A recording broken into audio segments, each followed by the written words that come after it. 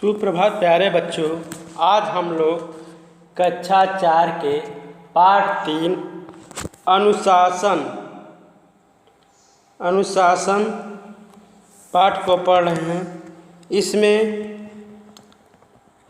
बताया गया है कि अनुशासन से किस तरह किसी भी काम को सरल तरीके से किया जा सकता है।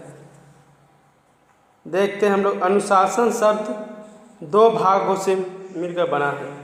पहला अनु, दूसरा शासन, जिसका अर्थ है शासन या नियम का अनुसरण या पालन करना।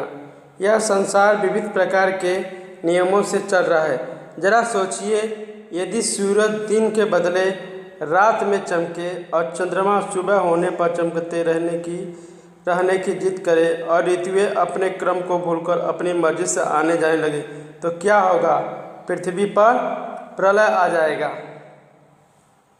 यदि आप कक्षा में शोर मचाते हैं, कक्षा के अनुशासन को ध्यान में नहीं रखते हैं, अध्यापक की बात ध्यान में नहीं सुनते हैं, तो क्या होता है?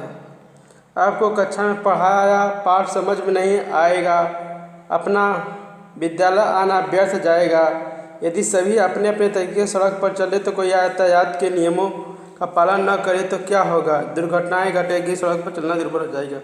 देखिए, कक्षा में शोर मचाना अनुशासन को ध्यान में नहीं रखना है। और ध्यान नहीं बात को किसी पाठ को पढ़ाते हैं तो ध्यान से नहीं सुनना भी अनुशासन का पाठ नहीं कर पाते हैं। आपका विद्यालय व्यर्थ हो जाएगा तब आना, क्योंकि आपको समझ में नहीं आया। हम सड़क पर चलते हैं तो नियम का पालन नहीं करते हैं तो दुर्घटनाएं होती हैं। इस तरह अनुशासन कार्य को क्या करता है? सरल बनाता है। बस में चढ़ने के लिए यदि सब एक पत्ती में अपनी बारी का इंतजार करें तो आसानी से बस में चढ़ जाएंगे, लेकिन अगर सब लोग इकट्ठा चढ़ेंगे तो कोई चढ़ पाएगा? नहीं चढ़ पाएंगे। सड़क पर चलते समय यातायात नियमों का पालन करें तो हम क्षति से बच सकते हैं। इसलिए जीवन को सुचारू रूप से चलाने के लिए अनुशासन की आवश्यकता होती है। अनुशासन दो प्रकार का होता है। एक है डर या भय। डर या भय से नियम का पालन करना यह थोपा गया अनुशासन है।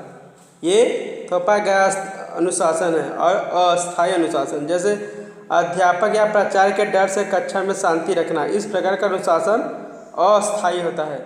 दूसरा अनुशासन है अपनी आत्मा या मन में नियम को मानना। मंदिर में आप जाते हैं तो जूते उतारते हैं और आंखें बंद कर भगवान का ध्यान करते हैं। आपके मन में आता है कि यह मंदिर है, यह शोर नहीं करना चाहिए, यहाँ लोगों का भगवान का ध्यान करना है। यदि आप कक्षा में शांतिपूर्वक बैठते तो मन में आता है कि यह विद्यालय मेरा, इसलिए हर वस्तु मेरा संबंध है, यह मैं ज्ञान प्राप्त करने आया हूँ।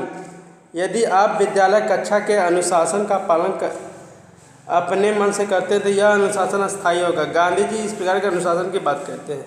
यदि आप कक्षा में शांति से बैठते हैं, मन में यह आता है कि यह विद्यालय मेरा, यहाँ शांति से रहना चाहिए और ध्यान में रखिए हम दूसरे के किसी को कष्ट न दे, ये सब अस्थायी अनुशासन में आता है।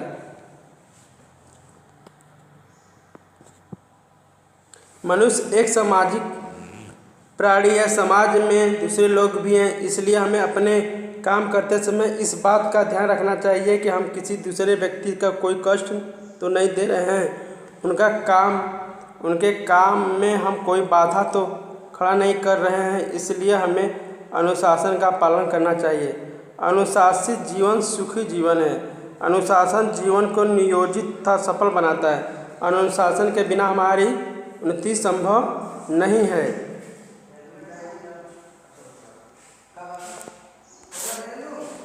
इस तरह अनुशासन हमारे जीवन के लिए बहुत ही आवश्यक है।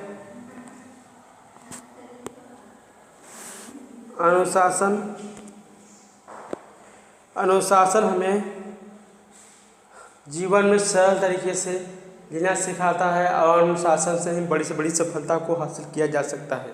इसलिए प्यारे बच्चों, अनुशासन में हमें सदा रहना चाहिए।